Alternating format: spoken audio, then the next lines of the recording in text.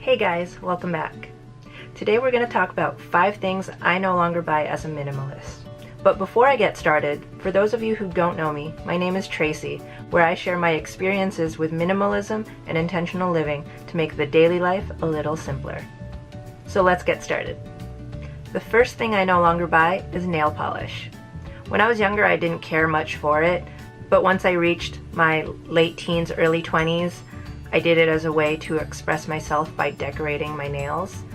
And I don't mean solid colors, I mean actual nail art where you draw things on it. But then I realized that it wasn't really good for my nails, and I could feel a difference how my nails would feel after I cleared it off. And another reason I no longer buy nail polish is also because of my girls. I don't want to expose them to fumes, and I don't have time for doing my nails with my girls anyways, so I just no longer buy nail polish. Before I moved here to Texas, I actually gave away all my nail polish because I knew I would no longer need it. The second thing I no longer buy are household cleaning supplies.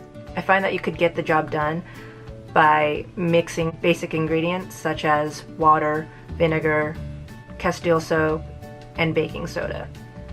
So just with those 4 things, you can make different types of cleaners for cleaning windows, mirrors, your countertops,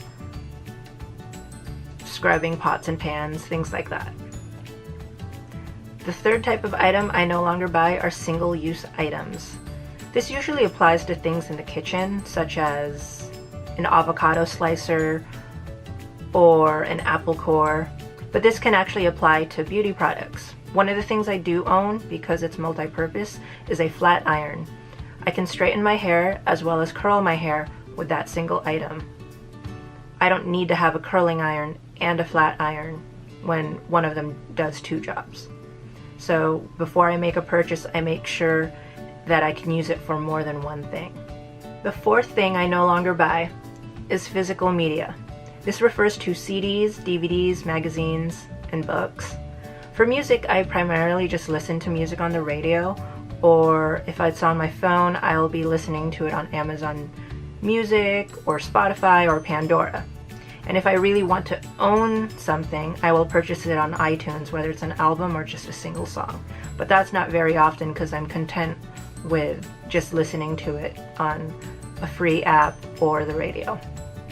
An exception I do have to this are books, because I want my girls to read physical books. That way they can turn the pages on their own and point to things rather than staring at a screen. For me personally, I'll purchase books electronically, so that way I could read it on my Amazon Kindle app. And then as far as DVDs, I don't really like to purchase them, but Jay does. So first we try to find a digital copy, but if it's something he really wants to own as part of a collection, because he likes to collect DVDs and books, then he can do that for himself. The 5th and last thing I no longer buy: fast fashion, trendy clothing items. For the most part, I'm not really into trendy clothing items. I like the basics, the solid shirt, or maybe even a basic striped shirt. So I don't really have to worry about that. If I just wanted to wear something trendy, I would borrow it from somebody. But I don't want to buy it and waste money, because nowadays trends change every week. It used to be that you had your spring and winter collection. Now every week they're coming out with something new, and that's all part of consumerism. They want you to buy. And I'm not going to fall in for that. I just like my basic items. And a benefit of basic clothing items is that it will last you years, instead of lasting you months, weeks, or days. So, those are 5 things I no longer buy, with the exception of books for my girls, of course. If you like this video, please give me a thumbs up.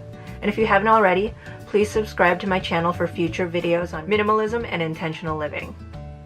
I'll see you next week. Bye.